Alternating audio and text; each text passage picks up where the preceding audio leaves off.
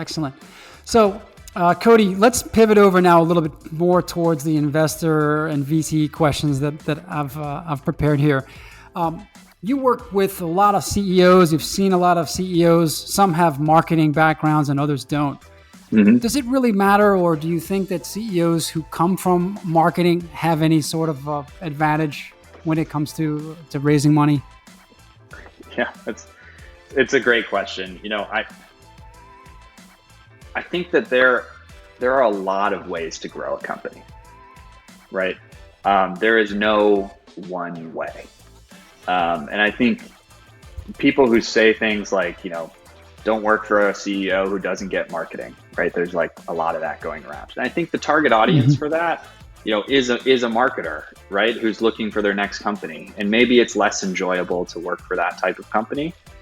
And, maybe for you, you should work somewhere else, right? But in terms of like the success of a company or, or is one more successful than another, I think it's really about, what's that unique insight that CEO has and how have they operationalized it.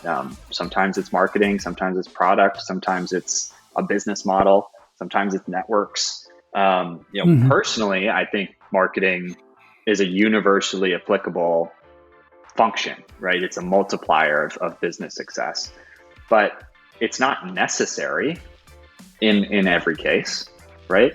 It could be a benefit, but it's really about how can, in my role, how can we understand the company and how they've succeeded, and how can we help them along the way, right? And be a partner in their growth. They know how to run their business, right? Like no one knows your business better than you, right? Like I'm not going to tell you, Paris, how to run Hop Online. Like, the best about your business and how to do it. I think it's I'd up still to be an open investor. to that. By the way, if you decided you wanted to give me some tips, I'm all ears. Just saying. Yeah. Well, we'll take a coffee offline. All right. Yeah, I hear you. I think, I've met a bunch of CEOs also in my journey, and I think a lot of it, the people that I'm most impressed with are actually the people that really have the humility to understand what are their strengths, to double down on their own personal strengths, whether that be marketing or maybe product or maybe operations. Yeah. And then to surround themselves with the people who fill the gaps. So if they lack marketing, they know it. They don't try to master something that they're not naturally good at, but they go out and get a great marketing person. I think that to me is what stands out most with the exceptional CEOs and leaders that I've come across. Yeah, I agree with that. I think, I think it goes back to what we were talking about earlier, right? With growth mindset and always be learning, and how do you complement yourself in other ways? It's a company is a team sport. So it's, how do you put the right team together? Yep. So Cody, I'd love to try to get inside of your brain when you're analyzing a company as a potential investment. I'm very curious to know if you have a particular process or a framework that you follow when you're checking out a company, and what are some of the first things that you would look for to give you a sign that there's real potential with this company?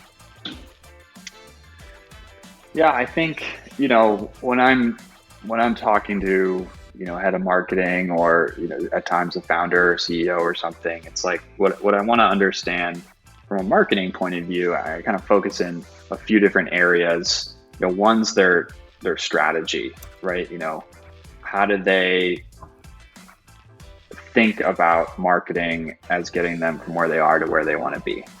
How do they think about their customer? How do they think about segmentation?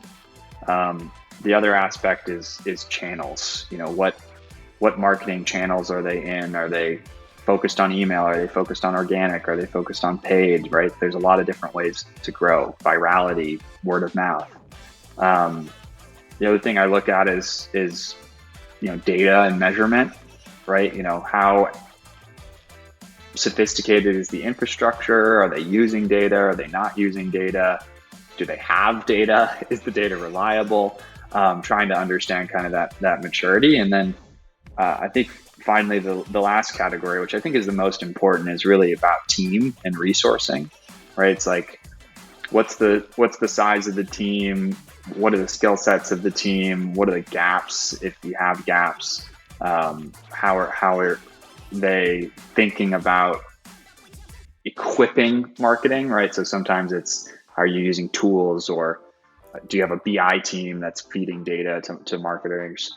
So I look at kind of those 5 categories across companies, and I try to develop kind of pattern recognition on, what's great, what's okay, what could be an area of improvement, right, that we can help, and then dig into those areas in order to really try to help create value, right? And say, hey, this is great what you're doing. Here's how we can help scale that.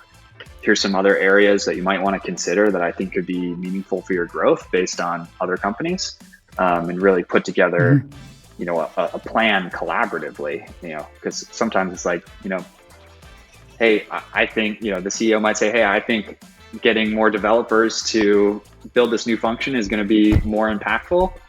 And that might be true. And so it's really staying humble to that.